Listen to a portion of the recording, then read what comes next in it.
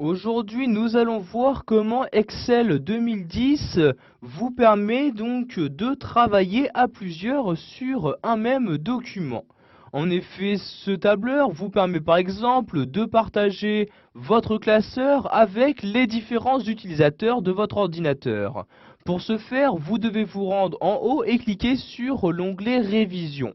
Dans cet onglet, vous avez à droite un icône qui apparaît, l'icône Partager le classeur, donc entre les différents utilisateurs de votre PC. Donc vous devez bien faire attention, donc quand vous souhaitez partager un classeur, donc celui-ci ne doit pas contenir de tableau. Donc vous voyez par exemple ici, j'ai actuellement un tableau. Si je clique sur partager le classeur, j'ai un message d'erreur qui apparaît me disant donc que mon classeur contient des tableaux. Je dois donc tout d'abord convertir mon tableau en plage de données avant de pouvoir le partager. Je clique donc ici sur OK, je sélectionne ensuite mon tableau. Donc vous voyez, je sélectionne juste une cellule de mon tableau. Je clique ensuite sur l'onglet Création et je clique ici sur Convertir en plage. Et dans le menu qui apparaît, je clique ici sur Oui comme ceci. Donc mon tableau n'est maintenant plus considéré comme tableau, je peux donc le partager sans aucun problème. Je retourne donc ici dans l'onglet Révision et je reclique ici sur Partager le classeur.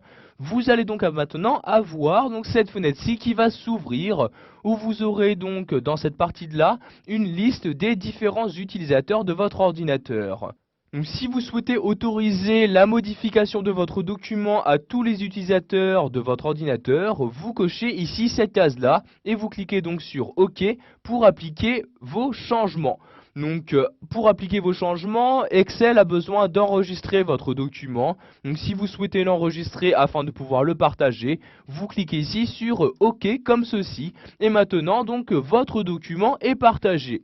Une fois celui-ci partagé, vous avez la possibilité de suivre les différentes modifications qui sont apportées. Pour ce faire, donc, vous devez tout d'abord activer ce suivi des modifications en vous rendant donc toujours dans l'onglet révision ici sur suivi des modifications et je clique ici sur afficher les modifications. Dès que vous partagez votre classeur, ce suivi est activé, mais vous pouvez personnaliser, donc configurer le type de suivi que vous souhaitez. Donc par exemple, si vous souhaitez activer le suivi à partir d'un tel moment, donc vous cliquez sur la flèche. Donc si vous souhaitez par exemple activer le suivi à partir d'une certaine date, tout le temps, etc. Donc ici je vais cliquer sur tous comme ceci.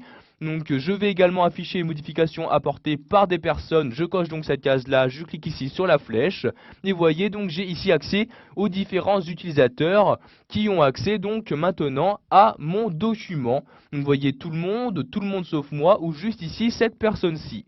Donc ici je vais également émettre tous comme ceci. Et je clique donc ensuite sur OK pour appliquer mes changements. Donc ici, aucune modification n'a été trouvée pour le moment. Je clique donc sur OK comme ceci. Donc maintenant, je vais apporter diverses modifications à mon document. Par exemple, je sélectionne ici cette cellule-ci et j'appuie donc sur la touche supprimer, puis entrer. Et donc, vous voyez maintenant donc la valeur n'y apparaît plus. En revanche, vous pouvez voir ici qu'il y a maintenant un cadre bleu qui entoure la cellule. Si je laisse ma souris sur la cellule, vous pouvez voir ici qu'il y a un petit commentaire qui apparaît. Donc ce commentaire a été créé par le suivi des modifications pour me permettre de savoir donc quand a été supprimée donc la valeur de la cellule et qui l'a fait. Donc vous voyez ici, je peux voir qu'il s'agit de Bernard Durand qui a supprimé la cellule.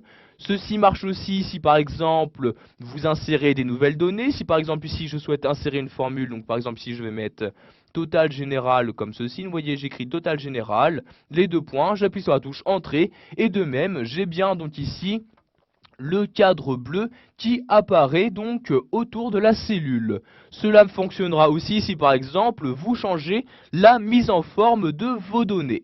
Donc maintenant, si vous souhaitez donc désactiver ce suivi des modifications, vous retournez en haut ici, cliquez sur suivi des modifications, puis vous cliquez ici sur afficher les modifications.